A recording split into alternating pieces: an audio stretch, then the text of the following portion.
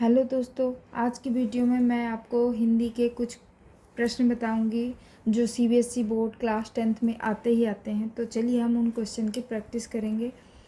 तो पहला क्वेश्चन है कि किस कवि को कवियों का कवि कहा जाता है। देखिए इम्पॉर्टेंट क्वेश्चन है जो सीबीएसई पूछता है। हर साल तो रिपीट नहीं करता पर सेकेंड थर्ड ईयर्स ये रिपीट करता ही करता है। तो आप देख लीजिए, किस कवि को कवियों का कवि कहा जाता है। क्वेश्चन क्या है, कवियों का कवि।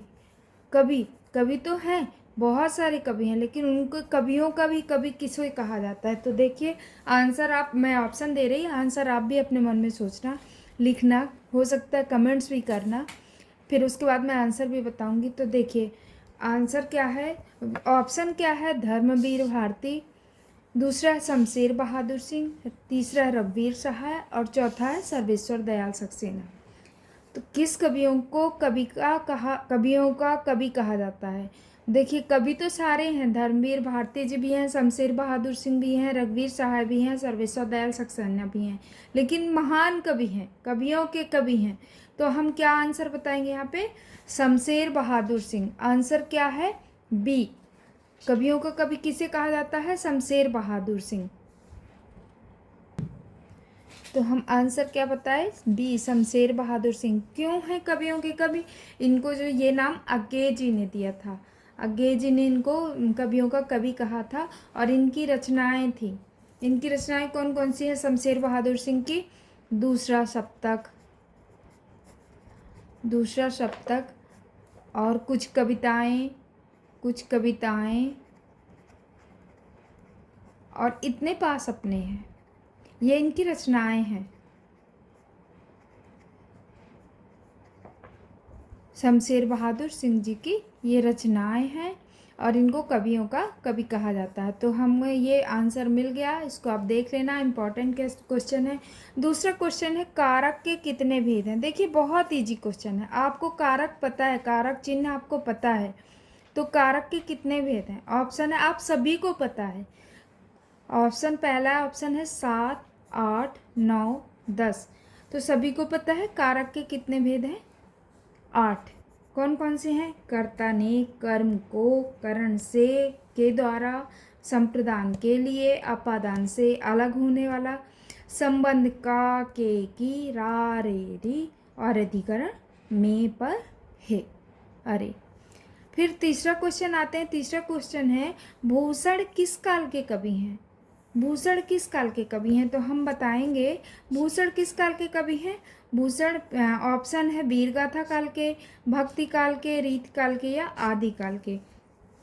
तो भूषण किस काल के कवि हैं, आंसर है भूषण रीत काल के कवि हैं।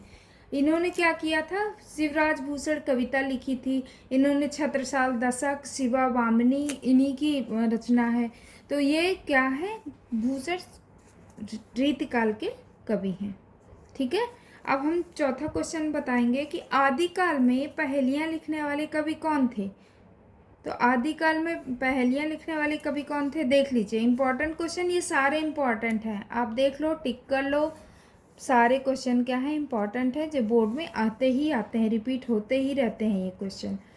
तो कौन है आदिकाल में पहेलियां लिखने वाले कवि कौन थे। ऑप्शन पहला है जगनीक, खुसरो, सरहप्पा या गोरखनाथ। तो कौन है, खुसरो जी हैं।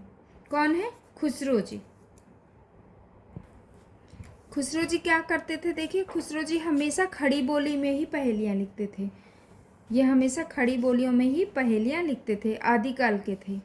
ठीक है, आदिकाल में ये पहेलियां लिखने वाले कवि थे। समझ में आ गया। नेक्स्ट क्वेश्चन हम देखेंगे। नेक्स्ट क्वेश्चन है, उत्साह किस रस का स्थायी भाव है। उत्साह, देखिए ये भी इजी है, रस से है ये, आप लोग रस पढ़े ही होंगे। तो ये उत्साह पूछ रहा है किस रस का स्थायी भाव। स्थायी भाव तो आपको पता है 9 रस हैं, सभी के स्थायी भाव हैं। तो यहाँ पे पूछ रहा है उत्साह किस रस का स्थायी भाव है, क्या करुण रस का है, वीर रस का है, या हास रस का है, श्रृंगार रस का है। तो देखिए ये उत्साह किस रस का है, वीर रस का है, आप सभी को पता है।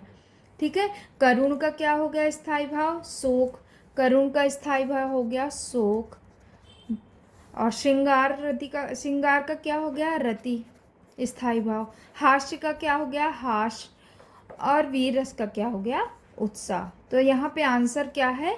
बी, वीर रस। उत्साह किस रस का स्थायी भाव है? वीर रस का। चलिए नेक्स्ट क्वेश्चन है, निम्नलिखित में से तद्भव शब्द, निम्नलिखित में तद्भव शब्द है, कौन सा तद्भव शब्द है इसमें? ऑप्शन दिया है, पहला भ्रमर, दूसरा मस्तक, तीसरा अग्नि और चौथा मछली। देखिए तत्सम, तद्भव और देशज, विदेशी, आपको ये शब्द सारे पता है ना? तो आप बताइए भ्रमर क्या है? तत्सम है। मस्तक क्या है? क्योंकि भ्रमर को क्या बोलते हैं? भौरा। भ्रमर का तत्सम क्या है? भौरा। मस्तक का माथा, अग्नि का आग, और मछली, मछली तो तद्भव ही है क्योंकि मछली का तत्सम क्या कहलाता है? मत्स्य। तो यहाँ पे तद्भव क्या है? तद्भव शब्द कौन सा है इसमें? मछली, क्योंकि इसका तत्सम है मत्स्य। यहाँ पे तद्भव पूछा है, देखिए ये आपको एग्जाम में प्रश्न में ध्यान देना पड़ेगा, तद्भव कि तत्सम। तो यहाँ पे मछली, तद्भव शब्द क्या है? मछली।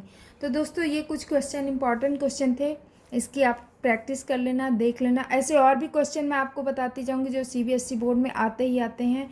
तब तक के लिए धन्यवाद। मेरे चैनल को सब्सक्राइब करिए, लाइक करिए और ज़्यादा से ज़्यादा शेयर करिए।